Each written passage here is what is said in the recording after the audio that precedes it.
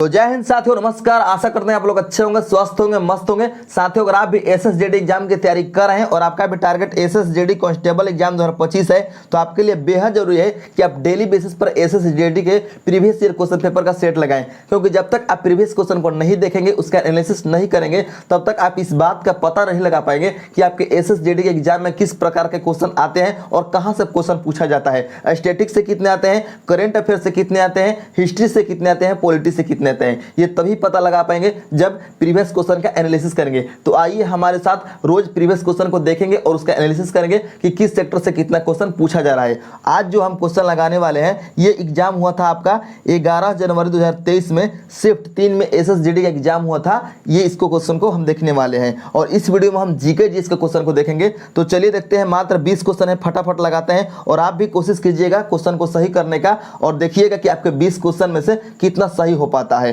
फटाफट हम आंसर बताएंगे ताकि आपका समय वेस्ट ना हो। तो पहला नंबर क्वेश्चन में दिया गया है दोस्तों, राज्यों की परिषद को डैश के रूप में भी जाना जाता है। यानी जो राज्य की परिषद होता है उसको किस और रूप में जाना जाता है। तो आपका सही आंसर हो जाएगा राज्यसभा के रूप में जाना जाता है। यानी ऑप्शन नंबर 4 आपका सही आंसर हो जाएगा। नेक्स्ट आपका 2 नंबर क्वेश्चन। 2 नंबर क्वेश्चन में दिया गया है दोस्तों, 1857 में किस विश्वविद्यालय की स्थापना हुई थी। 1857 में किस विश्वविद्यालय की स्थापना हुई थी। तो आपका सही आंसर हो जाएगा बंबई विश्वविद्यालय की स्थापना हुई थी 1857 में। तो ऑप्शन नंबर 1 आपका राइट आंसर हो गया। अब हम बात कर लेते हैं थोड़ा सा बुंदेलखंड विश्वविद्यालय की। तो बुंदेलखंड विश्वविद्यालय की स्थापना कब हुआ था दोस्तों? तो ये हुआ था 26 अगस्त, ठीक है, 26 अगस्त 1975 ईस्वी में जो है बुंदेलखंड विश्वविद्यालय की स्थापना हुआ था। वहीं अगर ये क्वेश्चन आपसे पूछ दे कि पंजाब विश्वविद्यालय की स्थापना कब हुआ था, तो पंजाब विश्वविद्यालय की स्थापना हुआ था दोस्तों 1882 में, ठीक है। और ये आपसे पूछ देता है कि इलाहाबाद विश्वविद्यालय का स्थापना कब हुआ था, तो इलाहाबाद विश्वविद्यालय का स्थापना हुआ था 1887 में। लेकिन जब इसका स्थापना हुआ था तो उस समय इलाहाबाद विश्वविद्यालय इसका नाम नहीं था, उस समय नाम था मुइर सेंट्रल कॉलेज। लेकिन वर्ष 2005 में दोस्तों याद रखिएगा, वर्ष 2005 में इसका नाम चेंज कर इलाहाबाद विश्वविद्यालय कर दिया गया। तो इस क्वेश्चन का सही आंसर हो गया बंबई विश्वविद्यालय। नेक्स्ट है आपका 3 नंबर क्वेश्चन। 3 नंबर क्वेश्चन में दिया गया दोस्तों, निम्नलिखित में से शुंग वंश की स्थापना किसने किया। शुंग वंश की स्थापना किसने की? तो आपका सही आंसर हो जाएगा पुष्यमित्र शुंग ने।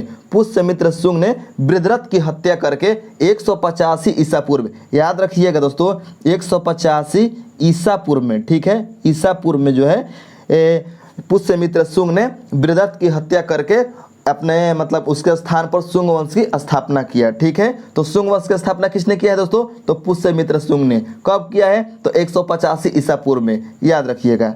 नेक्स्ट है आपका 4 नंबर क्वेश्चन। भारत में कार्बायल की, सब यहाँ पर कार्यबल होगा, थोड़ा सा टाइपिंग मिस्टेक हो गया है। भारत में कार्यबल की आबादी में डैश के लोग शामिल नहीं है। यानी कितने वर्ष के लोग शामिल नहीं है कार्यबल में, यानी कार्य करने में या कल कारखाने में काम करने में। तो यहाँ पर आपका सही आंसर हो जाएगा 14 वर्ष या 14 वर्ष से कम उम्र के जो लोग हैं, 14 वर्ष या 14 वर्ष से कम उम्र के जो लोग हैं वो कार्यबल की आबादी में शामिल नहीं है, यानी वो अभी कार्य नहीं कर सकते हैं, ठीक है। नेक्स्ट है आपका 5 नंबर क्वेश्चन। 5 नंबर क्वेश्चन में दिया गया है दोस्तों, उपभोक्ता संरक्षण नियम, उपभोक्ता संरक्षण नियम 2021 के अनुसार जिला आयोगों के पास उन शिकायतों पर विचार करने का अधिकार होगा जहां माल या सेवाओं के मूल्य का भुगतान डैश के रूप में किया जाता है। यानी कहा जा रहा है क्वेश्चन में कि उपभोक्ता संरक्षण नियम 2021 के अनुसार जिला आयोगों के पास उन शिकायतों पर विचार करने का अधिकार होगा जहां माल या सेवाओं के मूल्य का भुगतान डैश के रूप में किया जाता है, यानी कितने रूप में, अधिक नहीं होना चाहिए, ठीक है। तो आपका सही आंसर हो जाएगा यहाँ पर 50 लाख से अधिक नहीं है, उसके रूप में किया जाता है। यदि देखिए माल और सेवा का जो मूल्य है, यदि अगर 50 लाख या उससे अधिक नहीं है, तब जाकर उसका जो सुनवाई है, उसका शिकायत जो है वह जिला आयोग के पास हो सकता है। किसके अनुसार? तो उपभोक्ता संरक्षण नियम 2021 के अनुसार, ठीक है।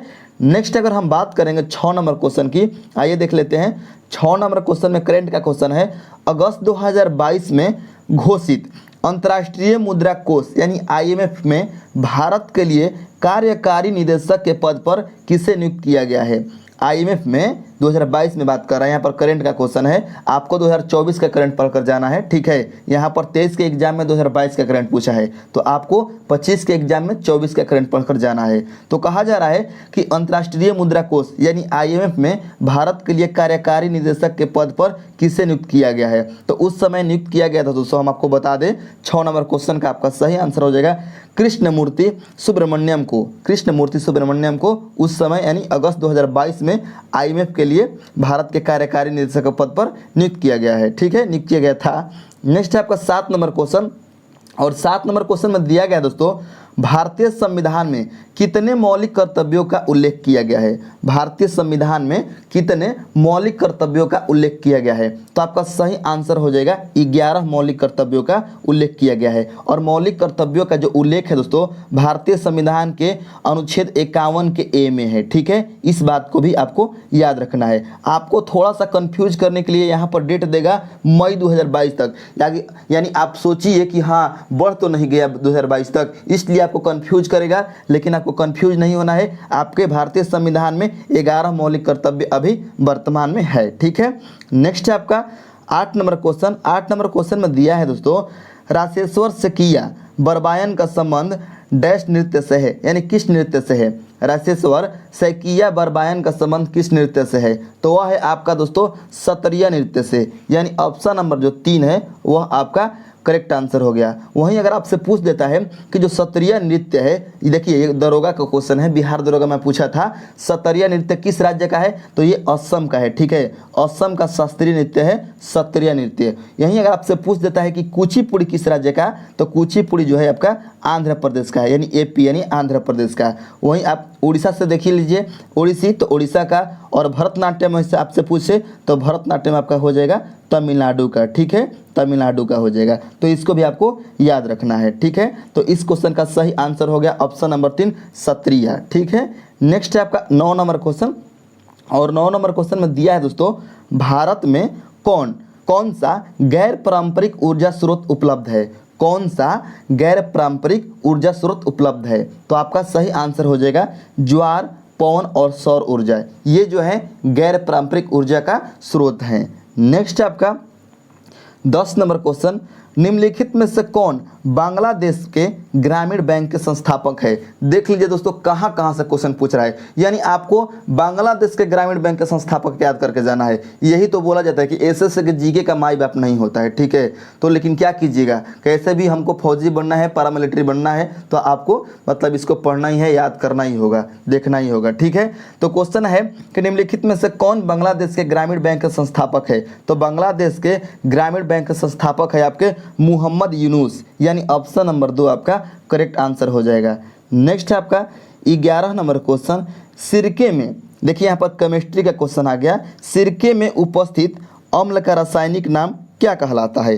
सिरके में उपस्थित अम्ल का रासायनिक नाम क्या कहलाता है, तो आपको बता दें वह कहलाता है एसिटिक अम्ल, यानी ऑप्शन नंबर जो आपका 2 है वह करेक्ट आंसर हो जाएगा। यहीं आपसे पूछता है कि चींटी के डंक में कौन सा अम्ल पाया जाता है, तो फार्मिक अम्ल पाया जाता है। सेव में कौन सा अम्ल पाया जाता है, तो मैलिक अम्ल पाया जाता है, इसको भी आपको याद रखना है। नेक्स्ट है आपका 12 नंबर क्वेश्चन। 12 नंबर क्वेश्चन में दिया गया दोस्तों, गर्म मौसम का मौसम भी स्थानीय तूफानों का मौसम होता है। गर्म मौसम का मौसम भी तो स्थानीय तूफानों का मौसम होता है, जो हिंसक हवाओं, मूसलाधार बारिश से जुड़ा होता है, जो अक्सर ओलो के मतलब साथ होता है, यानी बर्फबारी को ओला बोला जाता है, ठीक है, ओलो के साथ होता है। पश्चिम बंगाल में इन तूफानों को किसके रूप में जाना जाता है। देखिए इतना लंबा चौड़ा मतलब क्वेश्चन कर दिया है कि आप कंफ्यूज हैं, लेकिन आपको मतलब जो है मतलब थोड़ा सा भी कंफ्यूज नहीं होना है। इसका आंसर हो जाएगा काल बैसाखी, ठीक है, काल बैसाखी इसका राइट आंसर हो जाएगा, आपको याद रखना है, ठीक है। क्वेश्चन क्या है एक बार और रिपीट करके हम आपको समझा देते हैं डिटेल से। कह रहा है कि गर्म मौसम का मौसम भी स्थानीय तूफानों का मौसम होता है, ठीक है, जो हिंसक हवाओं, मूसलाधार बारिश से जुड़ा होता है, जो अक्सर ओलो के साथ होता है। पश्चिम बंगाल में इन तूफानों को किस रूप में जाना जाता है, तो ये जाना जाता है काल बैसाखी के रूप में, ठीक है, याद रखिएगा। नेक्स्ट है आपका 13 नंबर क्वेश्चन, भारत के जम्मू और कश्मीर के किस राजनीतिक नेता ने नवंबर 2022 में किश्तवाड़ा डोडा बेल्ट यानी द्रोणी की 3 दिवसीय यात्रा शुरू की। देखिए यहाँ पर भी करंट का क्वेश्चन आ गया। क्वेश्चन कह रहा है कि भारत के जम्मू और कश्मीर के किस राजनीतिक नेता ने नवंबर 2022 में किश्तवाड़ डोडा बेल्ट यानी द्रोणी की 3 दिवसीय यात्रा शुरू की। तो आपका सही आंसर हो जाएगा दोस्तों गुलाम नबी आज़ाद ने, यानी ऑप्शन नंबर 3 आपका राइट आंसर हो जाएगा। नेक्स्ट है आपका 14 नंबर क्वेश्चन, और 14 में दिया है कि डैश बराबर अर्थव्यवस्था में सभी फर्मों के सकल मूल्य वर्धित का कुल योग, यानी किसके बराबर जो है, इनमें से चारों में से किसके बराबर अर्थव्यवस्था में सभी फर्मों के सकल मूल्य वर्धित का कुल योग होता है। तो आपका सही आंसर हो जाएगा दोस्तों इसमें जीडीपी, यानी ऑप्शन नंबर 2 आपका राइट आंसर हो जाएगा। नेक्स्ट आपका 15 नंबर क्वेश्चन, दक्षिण एशियाई खेलों का आयोजन सर्वप्रथम किस वर्ष में हुआ था? दक्षिण एशियाई खेलों का आयोजन जो है वह सर्वप्रथम किस वर्ष में हुआ था? तो आपका सही आंसर हो जाएगा वर्ष 1984 में हुआ था दोस्तों, वर्ष 1984 में। नेक्स्ट आपका 16 नंबर क्वेश्चन, त्रिशूरपुरम उत्सव निम्नलिखित में से किस राज्य में मनाया जाता है? त्रिशूरपुरम उत्सव किस राज्य में मनाया जाता है दोस्तों? तो ये मनाया जाता है केरल में, यानी ऑप्शन नंबर आपका 2 जो है वह करेक्ट आंसर हो जाएगा। ठीक है। नेक्स्ट आपका 17 नंबर क्वेश्चन, 17 में दिया है कि विटामिन सी एक है, यानी क्या है? एंटीऑक्सीडेंट है, एंटीबायोटिक है, एंटीजन है या एंटीवायरस है? तो आपका सही आंसर हो जाएगा एंटीऑक्सीडेंट है, यानी ऑप्शन नंबर 1 जो आपका है सही उत्तर हो जाएगा। नेक्स्ट आपका 18 नंबर क्वेश्चन, शतरंज जो खेल होता है, शतरंज में वर्गों की क्षैतिज पंक्तियों को क्या कहा जाता है? डैश कहा जाता है, नहीं क्या कहा जाता है? तो क्षैतिज पंक्तियों को जो है दोस्तों रैंक कहा जाता है, रैंक। ठीक है। तो आपको क्या करना है, जितने भी खेल होते हैं जैसे कबड्डी हो गया, खो खो हो गया, पोलो हो गया, मतलब सबके जो कोट है उसको याद करके रखना है कि उसमें किस में होता है, मतलब मुक्केबाजी में जो मतलब होता है उसको क्या बोलते हैं, मतलब जो उसको रिंग बोलते हैं। ठीक है। तो ट्रैक, मतलब ये सब आपको खेल से रिलेटेड आपको पढ़ कर जाना है। ठीक है।